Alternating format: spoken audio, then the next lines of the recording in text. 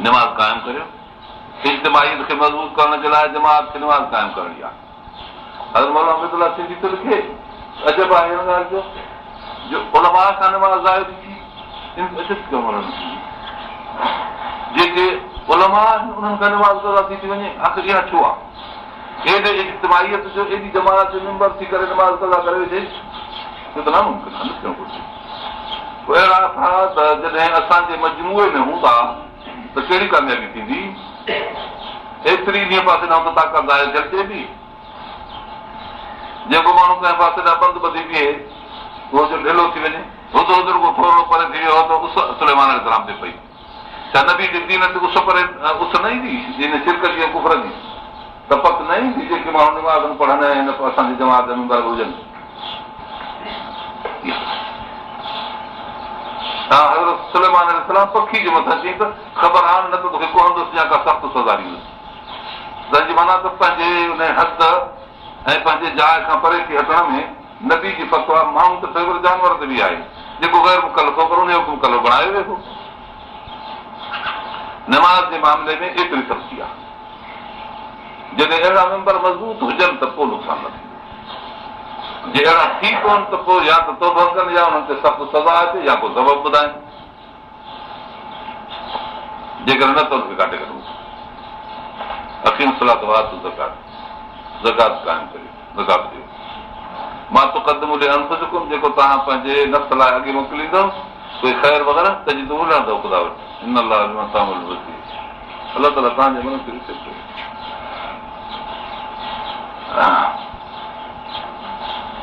कालू इहो ज़मीर यहूद ॾे वरायो। लही दुखल जन्नत इला मन कान हुदरा। हाणे यहूदी निसरी बीठा सिधो सौ, छो त इस्लाम दीन जे मुक़ाबले में थी विया न।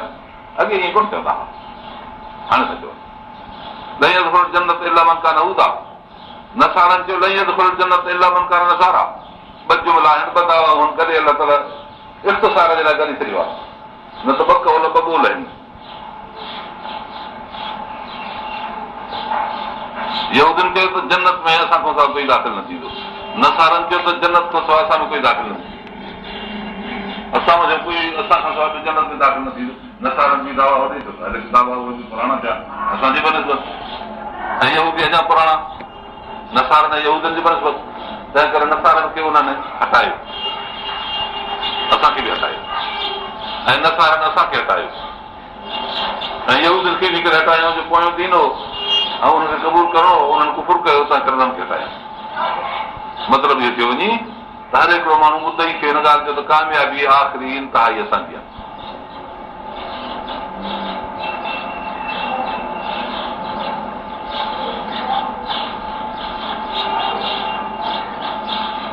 असांजे मुस्लमाननि में बि इहा यहूदियत अची वई आहे। जेके बि फ़िर्क़ा इस्लाम जा आहिनि, हर हिकिड़ो चवंदो आहे त असां हक़ ते आहियूं।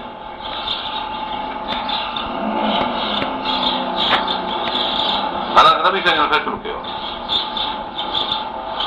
77 उम्मती अला सलासिन सबीन फ़िर्क़ा कुल्लुहुम फिन्नार इल्ला वाहिदा। इहो नबी कंहिंजो फ़ैसिलो आहे कुल्लुहुम फिन्नार जो। पर हर हिकिड़ा चवंदा आहिनि त ॿिया सभु जहन्नम में, असां जन्नत में, ॿिया सभु जहन्नम में, रसूल बदल 72 फतवाऊं थी वियूं 63 फ़िर्क़े जे मुतालिक़। ऐं फरमायूं त इल्ला वाहिदा फमन हुया रसूल फरमाए त उहो जेको मुंहिंजे सुन्नत ते हले ऐं मुंहिंजे तरीक़ेकार ते हले। ईअं न फरमायूं क़ुर ते हले, ईअं न फरमायूं हदीस ते हले। हालांकि ॿई जवाब चङा, क़ुर ते हलण खां सवाइ छा आहे, हदीस ते अमल खां सवाइ छा आहे, पर न फरमायूं। छाकाणि त क़ुर शरीफ़ जी मञण वारो त 72 फ़िर्क़ो आहे, हदीस शरीफ़ मञण वारो 72 फ़िर्क़ो आहे। जेको क़ुर खे न मञे, हदीस खे मञे, उहो फ़िर्क़े जो माण्हू न आहे, उहो ॿाहिरि आहे इस्लाम खां। इस्लाम जे अंदरि 72 फ़िर्क़ा आहिनि। कुल्लुहुम फिन्नार इल्ला वाहिदा, इहो टे फिरियो। मन या रसूल साहब पुछियो सही केरु आहिनि? न फरमायो क़ुर ते हलण वारा, न फरमायो हदीस ते हलण वारा। जेकर चवंदा क़ुर ते हलण वारा त जवाब त सही कोन नज़र अचे। सभई चवंदा त असां हदीस ते हलण वारा, सभई चवंदा असां। पाण फरमायो त मां अना अलैहि असहाबी, जंहिं ते मां हली रहियो आहियां, मुंहिंजा साहब हली रहिया आहिनि। माना सुन्नत रसूल जी, उहा रसूल जी हदीस में हुजे, सुन्नत रसूल जी क़ुर में हुजे। माना क़ुर जो तफ़सील जेको सुनत सां थियो, हदीस जी फतवा जेका सुनत सां थी, जंहिं सुनत जे मथां मां थोरो ॻाल्हाए चुको आहियां।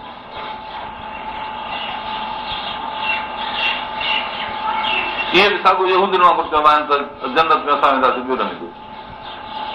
कहिड़ो बातिल फ़िरक़ो आहे जेको उहो पाण खे पेश करे तिलक अमानी अलाह त फरमाए थी हिन जूं सदूं आहिनि। कुल हथ बुरान तव्हां बुरान पेश करियो, दलील पेश करियो जेकॾहिं सचा आहियो त। मुस्लमान क़ुर जे तदबर खां एराज़ था कनि, हदीस शरीफ़ जे सम्झण ऐं सोचण खां एराज़ था कनि। रुगो लफ़ा जी थी वई आहे, दरायत लभे कान, रिवायत जे मथां ज़ोर आहे। हालांकि रिवायत हदीस जा हदीस जे हैसियत में आहिनि, इन में शक न आहे त उहा हदीस आहे, असमा रिजाल में भली मज़बूत हुजे, पर दरायत जो न हूंदी त। मां दरायत जे लाइ थोरो हिकु मिसाल थो पेश करियां।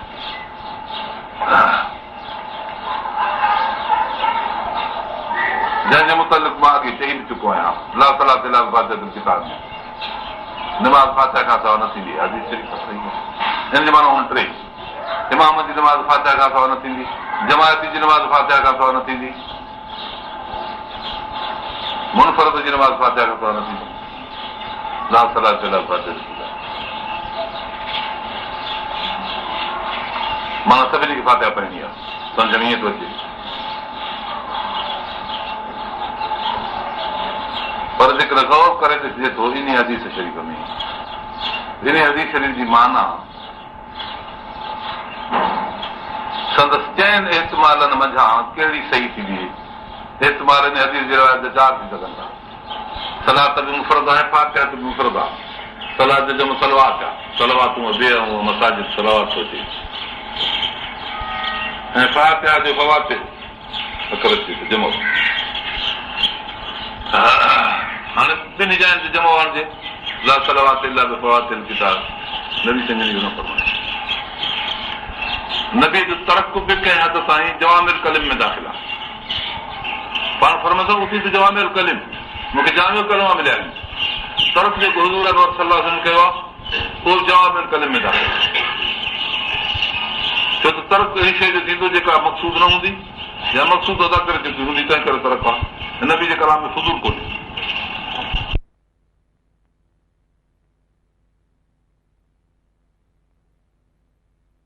ला सलात इला बिफ़ातिहतिल किताब, ला सलावत इला बिफ़वातिल किताब, साॻी माना। घणियूं निमाज़ूं, घणियूं फातिहाऊं, हिक नमाज़ हिक फातिहा। तक़सीमुल आहद बिल आहद अलल आहद, मुक़ाबिलतुल जमअ बिल जमअ, तक़सीमुल आहद अलल आहद। तंहिं करे ला सलावत इला बिफ़वातिल किताब न फरमाए।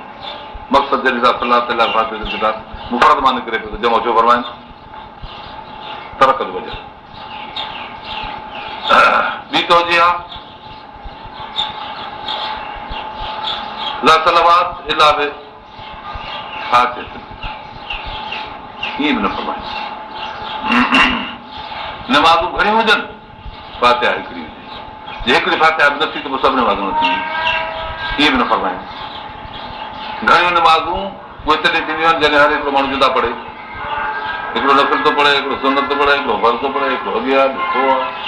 कंहिंजी 4 रकात आहे, कंहिंजी 2 रकात आहे। मस्जिदूं 4 में हूंदियूं आहिनि, ॿिया त जमात वारा पढ़नि अकेलो अकेलो, के अॻे आहिनि के पोइ आहिनि। इहे नमाज़ूं थियूं, हिकु नमाज़ न आहे इहा। नियत जे लिहाज़ खां बि जुदा आहे, रकात जे लिहाज़ खां बि जुदा आहे, कंहिंजी क़ज़ा आहे, कंहिंजी अदा आहे। इहे थी नमाज़ूं। हाणे इहो नबी साईं कीअं फरमाईंदा? इहे नमाज़ूं सभु न थींदियूं जेसि ताईं हिकिड़ी फातिहा पढ़िजी। नामुमकिन हिकिड़ी फातिहा जेको माण्हू पढ़े, ॿियनि सभिनी खां फातिहा हले ई नहीं। ग़लति इहो न फरमाइनि। तरक़ जो वजह इहो त हिते ग़लती आहे, हुते तरक़ जो वजह हो त किफ़ायत ई वाहिद जी वाहिद सां। हिते तरक़ जो वजह इहो आहे त ग़लती आहे, ग़लति माना आहे इहा। हुते त जवामिल करे माना नबी साईं जन जी जेका इहा हदीस आहे त जामियो पिया मानियो पिया। जामियो पंहिंजे अफ़रादनि खे मानियो आहे। इन खे अञा हिकिड़ी तौजीह बची, ला सलात इला बिफ़वातिल किताब, हिकिड़ी नमाज़ फातिहाऊं घणी। नमाज़ हिकिड़ी पर फातिहाऊं घणी हुजनि। हिकिड़ी नमाज़ उहा कीअं थिए कि माण्हू हिकिड़ो हुजे, हिकिड़ी नमाज़ पढ़े, फातिहाऊं 2 टे पढ़े। ईअं त कोन्हे। माण्हू हिकिड़ो माण्हू आहे, हिकिड़ी नमाज़ पढ़े त 2 टे दफ़ा फातिहा पढ़े, तकरार फातिहा जो त आहे ई कोन। हिकिड़ी माना इहा निमाज़ थी पई वहदत हक़ीक़ी हक़ीक़ी वारी निमाज़ माना हिकिड़ो शख़्स पंहिंजी अलॻि हिकिड़ी निमाज़ पढ़े थो नबी साईं फरमाए थो सलाह ते इलाही फवातिल किताब माना घणी निमाज़ फातिहा न पढ़ंदो निमाज़ न थींदी ईअं न फरमायूं इहा वहदत हक़ीक़ी ॿी वहदत हूंदी आहे हुकुमी वहदत हुकुमी जमात खे लॻंदी आहे माण्हू जॾहिं घणा बि पढ़नि था 5 हुजनि या 5000 हुजनि या हिकिड़ी जमात आहे हिकिड़ी निमाज़ आहे युकीमून सलात वमिमा रज़क़नाहुम युनफ़िक़ून युकीमून असलात सलावात हिते कोन्हे तंहिंजी माना जमात वारी निमाज़ जेका क़ाइम थी थिए हिकिड़ी निमाज़ घणियूं न आहिनि युकीमून सलात इहे सभु माण्हू इकामत कंदा आहिनि निमाज़ हिकिड़ी आहे क़ुर शरीफ़ जे फ़ैसिले सां सम्झ में आयो त जमात जी निमाज़ हिकिड़ी आहे तोड़े 5000 हुजनि या 5 लख हुजनि इमाम हिकिड़ो आहे त तॾहिं नबी साईं जन फरमायो न फरमायो ला सलात किताब जीअं हिकु माण्हू खे घणी फातिहाऊं आहिनि पहिरीं छो त निमाज़ हिकिड़ी आहे वहदत हक़ीक़ी आहे हिकु माण्हू हिकु इमाम खे घणी फातिहाऊं आहिनि पहिरियूं जमात खे फातिहाऊं आहिनि पहिरियूं छा लाइ इन निमाज़ खे वहदत हुकुमी लॻल आहे त अगरि वहदत हुकुमी में वहदत हक़ीक़ी में हुकुम साॻियो आहे त फातिहा हिकिड़ी किताब निमाज़ बि हिकिड़ी त फातिहा बि हिकिड़ी जेकॾहिं नबी साईं जन ईअं फरमाए न इहा माना हाणे जेके माना इहा कनि था त निमाज़ हिकिड़ीअ में फातिहाऊं घणियूं पढ़जनि 5 माण्हू हुजनि 5000 हुजनि फातिहाऊं 5000 थियनि त ॼण इन्हनि इहा हदीस ठाहे चुका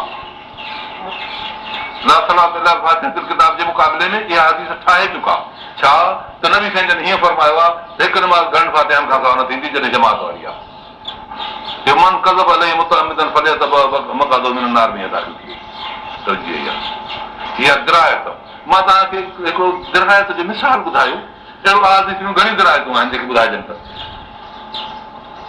मां ॿियनि सभिनी हदीसनि खे सभिनी ॻाल्हियुनि खे क़ुर शरीफ़ जे आयात खे जेके इन मसइले में मां पहिरीं बयानु कयो सभिनी खे छॾे ॾिनो आहे सिर्फ़ु हिन हिकिड़े ते ॻाल्हायो और इहा माना कंहिं सां न हदीस सां टकरिजे थी न क़ुर सां टकरिजे थी जेके बि हदीस आयल आहिनि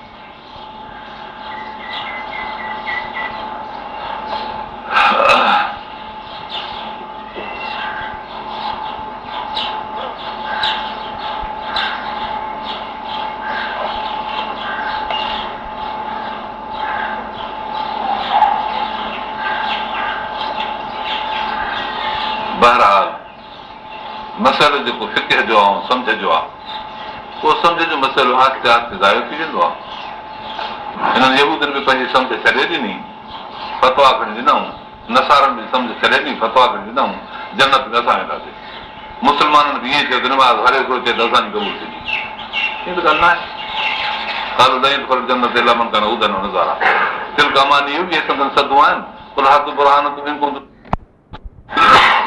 जेको पंहिंजे वजूद खे अलाह जे हवाले कंदो उहो मोहसिन नेक कम करण वारो शख़्स हुजे फल अजर हुन करंदी उनजो अजर आहे उनखे मिलंदो अलाह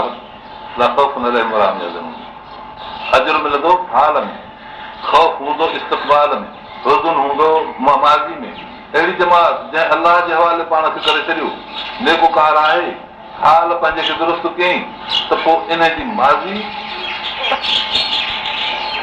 गम आणींदड़ न हूंदो जो माण्हू फिक्र करे त मूंखां जान थियो जॾहिं हाल जंहिंजो दुरुस्त थी वियो त हाल त माज़ी थी वियो न अहिड़ा हाल माज़ी में जॾहिं विया लॻजी त हाल जॾहिं दुरुस्त हो त माज़ी में दुरुस्त हालनि जी त सही आहे कहिड़ो दुख कबो इन जे मथां ऐं मुस्तक़बिल जॾहिं हाल हिन जो दुरुस्त आहे त मुस्तक़बिल खे इहो हाल पाण मेड़ी त छिकींदो थो अचे हिन हाल जे मथां पंहिंजे कल्ब खे मज़बूत रखियो आहे ज़माने जो दौर हर मुस्तक़बिल खे हाल बणाईंदो माज़ी कंदो थो वञे हे पंहिंजे हाल जे मथां शिक ॿधी बीठो आहे इहो मुस्तक़बिल जे पेरनि में लॻंदो वेंदो दुरुस्त थींदो वेंदो तंहिं करे मुस्तक़बिल जो फिक्र बि कोन्हे त सुभाणे छा थींदो उहा जमात जंहिं पाण खे अलाह जे हवाले कयो आहे हुनजा 3 दौर बहितर गुज़रंदा ऐं उहो हवाले करणु हाल में थींदो आहे पोइ उनजी माज़ी दागदार न हूंदी ऐं मुस्तक़बिल ख़तरनाक